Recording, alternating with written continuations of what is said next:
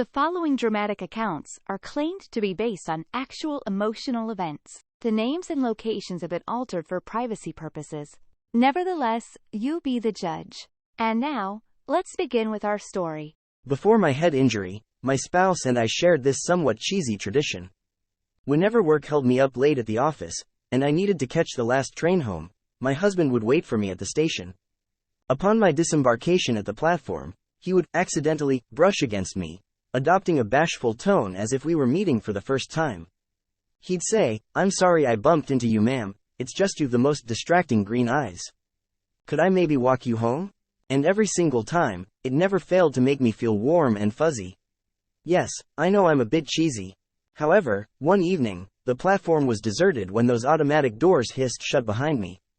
My stomach churned. Exiting the station, a concrete staircase led into a lengthy, dirty, dimly lit underground tunnel, and the true reason for Darren and my tradition emerged, because neither of us liked the idea of me walking home alone.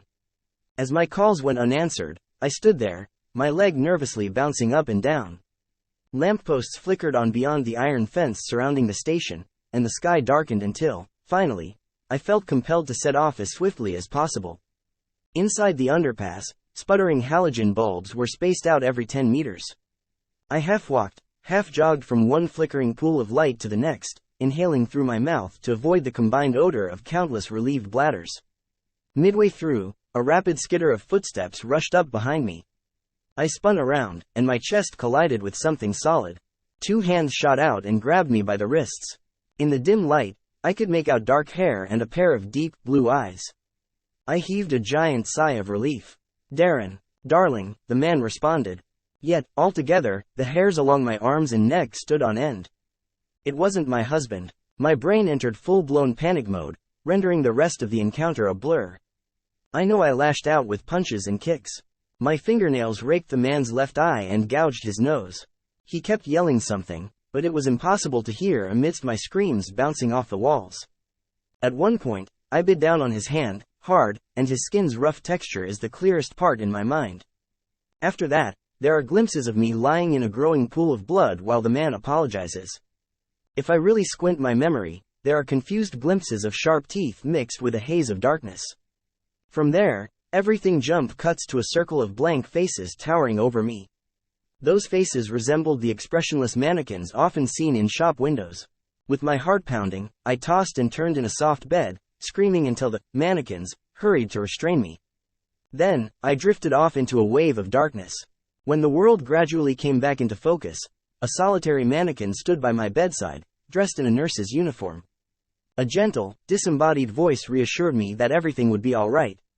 The continuous beep beep beep of a heart monitor, somewhere nearby, gained speed, and I slowly realized I was in a hospital. I swallowed a lump and inquired about the nurse's face. The voice asked for clarification.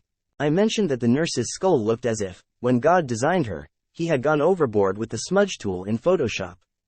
It was a smooth mound of pink flesh. The faceless nurse explained I had suffered a severe head injury, showering me with kindness and support while various medical examinations were conducted multiple times. The voice repeatedly warned me not to move around too much, as the stitches across the top of my head might have loosened. Another figure with an empty skull, this one clad in a doctor's coat, approached and stood at the foot of my bed. That's when I first learned about prosopagnosia, also known as face blindness, a condition that can result from a traumatic brain injury. The subsequent events unfolded rapidly. Darren, whom I only recognized by his haircut and voice, was permitted to sit with me. I squeezed his hand amid tears and countless visits from neurologists. On his way to the station the night of the incident, Darren witnessed a newly licensed teen driver slamming on their brakes too late to stop at a red light. An old lady was sent flying into the air, prompting Darren to call for an ambulance while applying pressure to the poor woman's chest to prevent her from bleeding out. That was the reason he missed my calls. A woman named Tracy and her German shepherd, Buster, were drawn to the tunnel by my screams. Tracy commanded Buster to confront my attacker, who fled toward the station, covered in my blood. Both Tracy and Buster visited me at the hospital, and we posed for a photo that made the front page of the local newspaper. The story about a hero dog included a mention of my condition, even though we explicitly asked the reporter not to include it. Two officers, distinguishable only by height discrepancy, inquired about my assailant. Their frustrated tone suggested they hoped for details more substantial than hair vaguely similar to Darren's. Days of questioning later, I persuaded Darren to divulge further information. After being chased by Buster, the perpetrator fled along the curved track. Tracy alerted the authorities, who pursued with flashlights but only found an abandoned backpack. It seemed the attacker ditched it while scaling a fence to enter a warehouse loading bay. Inside, they found unsettling photographs of me, along with a disturbing journal and letters expressing twisted sentiments about a fabricated relationship. The officers speculated he might have stalked me for months, weaving a delusional narrative where we were a married couple. Their assurances of imminent capture felt hollow. Weeks confined to the ward revealed the complexities of navigating life with prosopagnosia. Clad in identical gowns, my fellow patients were indistinguishable unless possessing unique traits like green nail polish. Panic surged anytime someone close changed their hairstyle or attire. Following numerous scans and tests, the doctors advised consulting a specialist, though their confidence in my recovery was lukewarm. Fortunately, police sketch artistry wasn't in my career aspirations. Due to photos capturing my backyard, Darren and I relocated across town. Any glimpse of my reflection skyrocketed my heart rate, prompting a mirrorless household ban. 2 weeks later, a pre-dawn knock resonated at the door. Grasping a nearby vase, I braced myself. Then, in a playful tone, Darren apologized for the intrusion, complimenting my breathtaking eyes, and offering a rose bouquet. He was jesting, rekindling old playful routines. Heart-pounding, I requested to sit. He profusely apologized, and I expressed preference for discontinuing the roleplay. He readily agreed. My confidence in reading people soared in the weeks after the incident. Subtle behaviors, like jingling accessories or nervous tics, became my new way of navigating social interactions. It was an adaptation, a new lens through which I perceived the world. But tonight, that lens felt cracked. We were sprawled in bed, watching a quirky animated program. While live action became confusing after the diagnosis, vibrant colors and defined patterns offered a welcome escape. As I scrolled through online content, Darren retreated to the bathroom, his familiar blue robe swishing behind him. Footsteps echoed in the hallway, sending a shiver down my spine. Something felt off, the hurried pace, perhaps, or the uneven cadence. The bedroom door creaked open.